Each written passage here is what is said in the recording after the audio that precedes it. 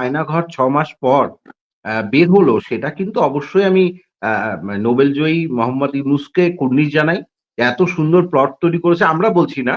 ওই মা বিভিন্ন পেজ বিভিন্ন না, জায়গায় গেলেই দেখা যাবে। দাদা এবং আয়নাঘরটা মোহাম্মদ আমি এটা ইউনূসের এটা তৈরি করা না। শেখ হাসিনার তৈরি করা, যাকে আপনারা আশ্রয় দিয়ে আপনাদের দেশে না, রেখেছেন। না, না, মোহাম্মদ ইউনূস না আমি তো জাস্ট সেটা বলছি না, এক্সপোজ আমি করেছে জনগণের সামনে।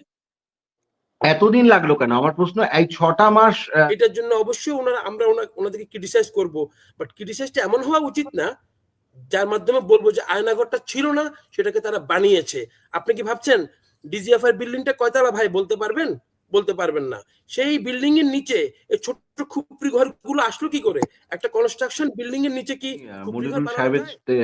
পূর্ণ সম্মান রেখেই বলছি।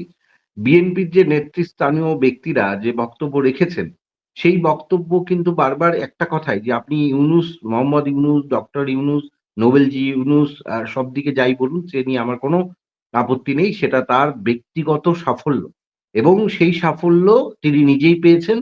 এটা উনাকে কুর্নিশ জানাই। কিন্তু একজন রাষ্ট্রনেতা হিসেবে তার যে ভূমিকা থাকা দরকার অন্তর্বর্তীকালীন সরকারে কিছু মানে আমি এখনো বলব নাবালক উপদেষ্টাদের সঙ্গে তাকে কিন্তু তাল মিলিয়েই চলতে হচ্ছে।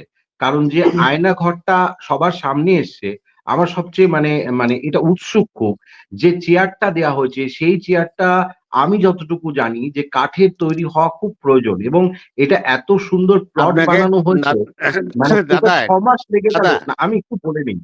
না আচ্ছা বলুন, দাদা বলুন, একটু বলুন, ইন্টারাপ্ট করি আপনার সাথে বলুন, প্লাস বলুন। করে দিই। হুম, আপনার দেশের একজন সংসদ সদস্য আছে, ওর নাম হলো সায়নী ঘোষ, যার হুম, বয়স হুম। মাত্র 23 বছর।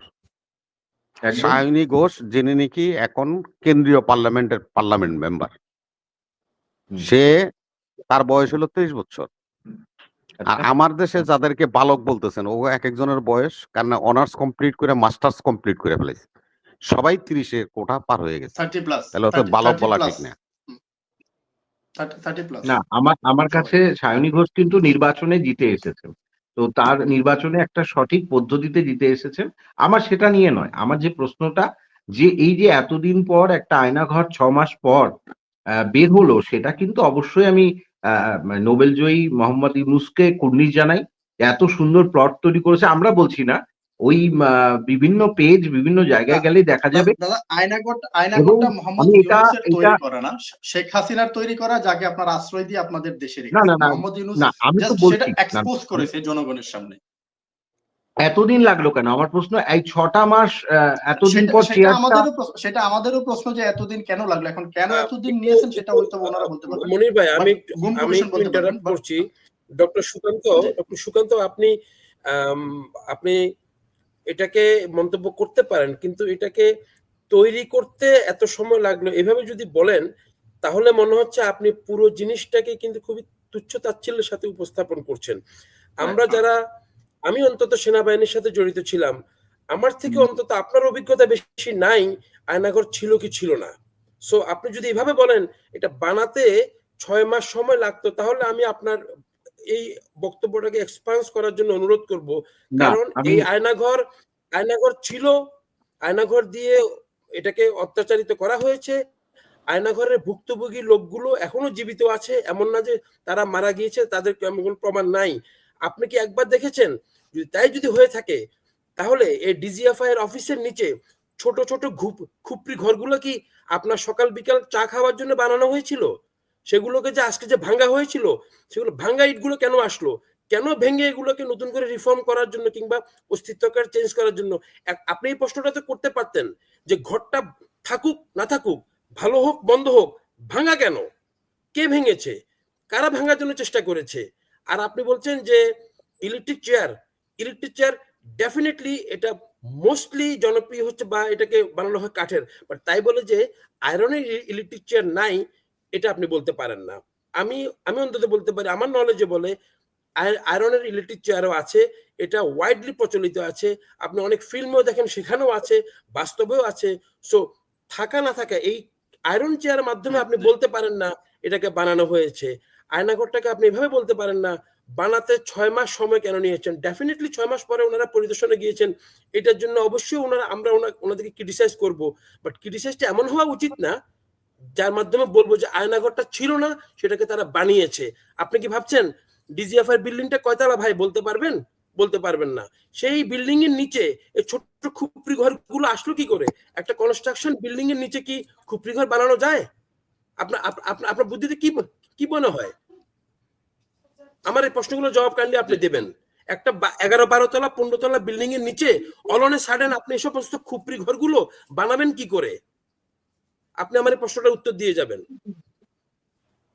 জি দাদা একটু সংক্ষিপ্তভাবে বলেন দ্বিতীয় পর্যায়ে। হ্যাঁ, আমি একদম মেজর সাহেব যে প্রশ্নগুলো রাখলেন, একজন মেজর হিসেবে ওনাকে আমি অনেক সম্মান করি, সম্মান জানাই। আমার দেশের মেজরকেও যেভাবে সম্মান জানাই, ওনাকেও আমি সম্মান জানাই। এবার ওনার সে বিষয়ে অভিজ্ঞতা আমার থেকে অনেক, অনেক বেশি। কিন্তু আমার যে বক্তব্যগুলো কয়েকটি জায়গায় পরিষ্কার করতে হবে আপনাকেও। আমার আগের যে আয়নাঘরগুলোর যে ম্যা মানে মোটামুটি আমরা দেখেছিলাম বর্ণনা, তাতে দেখেছি একটা ছোট্ট খুপড়ির মধ্যে আলো বাতাস যায় না, যেগুলো দেয়া হয়েছিল। কিন্তু আমরা যে আয়নাঘরটা দেখলাম, কারণ আপনি এটাও ভাবতে হবে শেখ হাসিনা যখন বেরিয়ে যাচ্ছেন, তখন কিন্তু উনি খুব বেশি জানেনও না যে তিনি বেরিয়ে যাবেন। কারণ তার মধ্যে এই বিষয়টা ছিল যে না আমাকে কেউ সরাতে পারবে না। এটা তো মানতেই হবে যে নির্বাচনকে প্রহসনে উনি পরিণত করেছিলেন।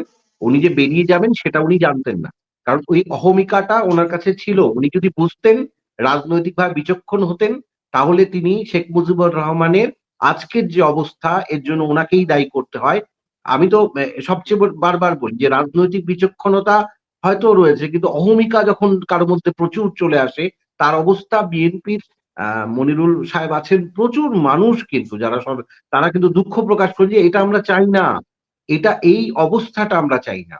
কিন্তু আমার প্রশ্ন হচ্ছে অন্য জায়গায়। আপনি যে প্রশ্নগুলো আনলেন আমার কাছে। সম্মানিত আলোচক সুকান্ত বাবুর কাছে প্রশ্ন রাখতে চাই যে উনি যে আয়নাঘর সম্পর্কে বললেন, তা আয়নাঘর সম্পর্কে আপনি বাংলাদেশে এত খবর রাখেন, প্রতিবেশী খবর রাখেন, তাহলে এই যে আয়নাঘর থেকে বেরিয়ে এসে যে হাসিনুর সাহেব কর্নেল এবং একজন ছোট অনার পাওয়া ব্রিগেডিয়ার জেনারেল, ওনারা যে ব্যাখ্যা দিয়েছেন সে ব্যাখ্যা তো নিশ্চয়ই আপনার শোনার কথা।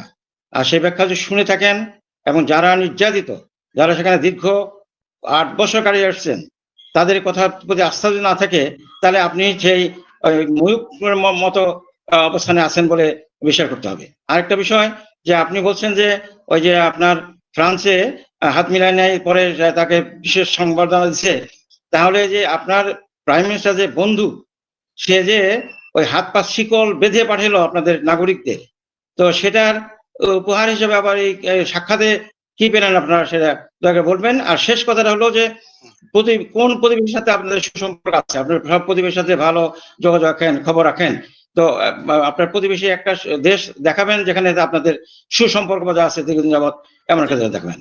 আর এখানে বেস্টার সাহেবের কাছে একটু প্রশ্ন আছে। সম্মানিত বেস্টার সাহেব দয়া করে বলবেন যে এই যে ট্রাম্প সাহেব যে বললেন যে 100 ইয়ার্স 100 বছর যাবৎ ভারতকে ই করছেন, তো এটা কি এক ধরনের উপহাস নয়, উপহাস কিনা এটা বলবেন। আর মেজর সাহেবের কাছে সংক্ষিপ্ত একটা প্রশ্ন, যে উনি ফান্ডামেন্টালিস্ট সম্পর্কে বলছেন মৌলবাদী যাতে উত্থান না হয়, তো মৌলবাদী সংজ্ঞাটা কি? এখানে আপনারা যারা মুসলমান অনেকে হয়তো জানেন যে